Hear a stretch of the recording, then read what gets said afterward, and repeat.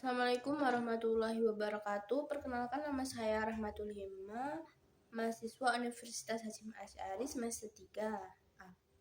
Di sini saya akan mempresentasikan peta imajinasi saya dan termasuk memenuhi tugas mata kuliah Filsafat Pendidikan Islam. Dosen pengampunya adalah Bapak Hanifuddin Mahadun. Di sini saya akan mempresentasikan tentang masyarakat. Makna masyarakat bahwa konsep mendalam bagaimana manusia saling berinteraksi dan menciptakan suatu budaya atau suatu kebiasaan, dan tentunya kebiasaannya yang baik ya. Terus unsur-unsur pembentuk masyarakat. Yang pertama, individu. Yang kedua, kelompok sosial. Dan yang ketiga, norma sosial. Jadi individu itu sendiri, manusia itu merupakan unit dasar masyarakat. Jadi paling dasar itu individu. Terus yang kedua, kelompok sosial. Kelompok sosial sendiri kumpulan individu yang mempunyai tujuan yang sama. Terus yang ketiga, norma sosial, yaitu norma sosial itu aturan yang mengatur perilaku masyarakat. Jadi unsur pembentuk masyarakat itu ada 3, yang pertama individu, kelompok sosial, dan norma sosial. Jadi kalau individu itu satu orang sendiri. Terus kalau kelompok sosial itu kumpulan gitu, kumpulan antara individu dan mereka mempunyai tujuan yang sama. Seperti contoh warga desa berkumpul untuk rapat akan melaksanakan gotong royong. Nah, itu termasuk kelompok sosial. Terus kalau norma sosial itu aturan yang mengatur perilaku masyarakat. Jadi seperti contoh ya, kalau di sini saya akan mengambil contoh Aceh ya. Kalau di Aceh itu aturan di masyarakatnya itu tidak boleh lawan jenis yang belum menikah atau belum sah itu tidak boleh yang namanya berboncengan atau apa ya namanya kalau anak zaman sekarang nih pacaran gitu. Nanti kalau atau itu berzina lah. Kalau di Aceh ketahuan berzina nanti akan dihukum. Seperti itu norma, contoh norma ya.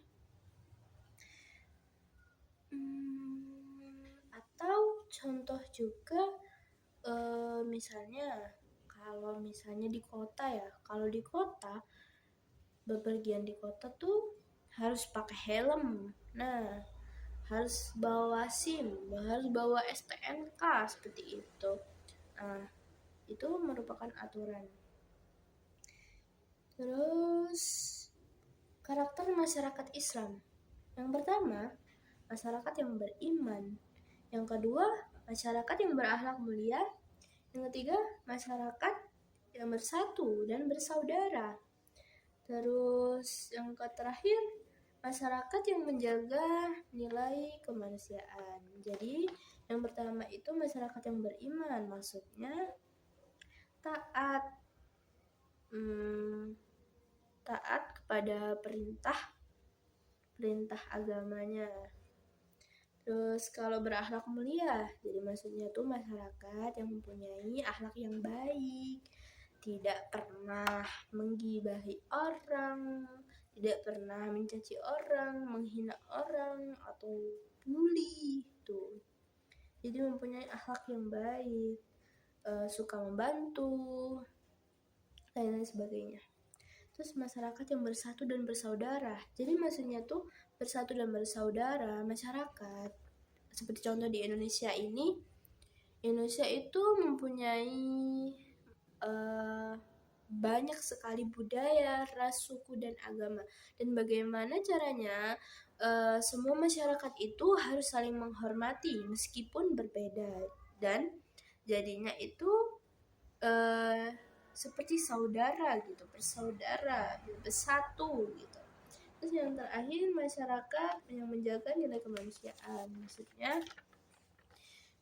menjaga nilai kemanusiaan ya, seperti itu. Jadi tidak boleh semena-mena sama orang, seperti itu. Terus peran masyarakat dalam pendidikan Islam. Perannya itu masyarakat membentuk citra positif. Jadi masyarakat itu harus memberikan contoh positif, contoh yang baik. Dan masyarakat itu merupakan pendidikan ketiga. Jadi pendidikan itu kan macam-macam lingkungan pendidikan tadi ya kan ada 3, ada 4. Yang pertama itu keluarga, nah terus yang kedua itu sekolah, dan yang ketiga itu ada masyarakat. Jadi masyarakat merupakan pendidikan yang ketiga. Terus menciptakan generasi yang cerdas dan berakhlak mulia. Tugas masyarakat, peran masyarakat tadi dalam pendidikan Islam kan menciptakan generasi cerdas dan berakhlak mulia. Jadi masyarakat itu harus memberikan contoh yang baik juga bagi generasi muda. Karena generasi muda sekarang ini teruntuk akhlaknya itu benar-benar sangat mengherankan sekali. Jadinya masyarakat itu sangat berperan penting. Bagaimana caranya generasi muda saat ini bisa berubah tingkah lakunya tidak baik gitu. Terus tugas masyarakat yaitu memberikan dukungan moral. Jadi masyarakat itu juga harus memberikan dukungan dalam pendidikan Islam. Jadi harus mendukung gitu. Misalnya ya, contohnya kalau ada tetangganya yang mau ikut lomba gitu, disemangatin, kayak semangat, pasti bisa gitu. Terus kalau misalnya dia tuh maksudnya tuh belum berhasil, belum juara, nah itu memberikan semangat seperti itu. Tidak boleh bilang kenapa sih gitu aja nggak bisa, jangan seperti itu ya. Terus membangun suasana yang mendukung pembelajaran. Maksudnya tuh kan misalnya ya, kan ada di daerah sana-sana itu sekolah yang benar-benar kayak memprihatinkan gitu. Nah, bagaimana peran masyarakat itu supaya pendidikan Islam itu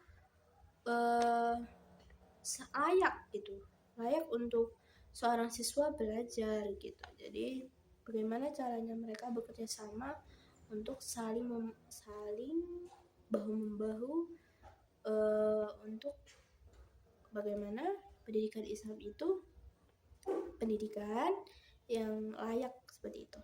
Terus tanggung jawab masyarakat yaitu mengawasi pelaksanaan pendidikan.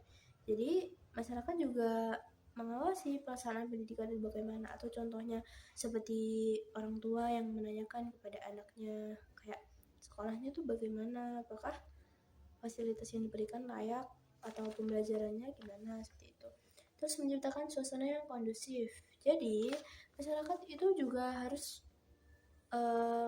menciptakan suasana yang kondusif dan gak bikin berisik. Contohnya kalau kan ada tuh sekolah yang dekat rumah-rumah. Nah bagaimana rumah-rumah itu tidak membuat kebisingan? Contohnya soundhorn gitu waktu masih ada sekolah gitu.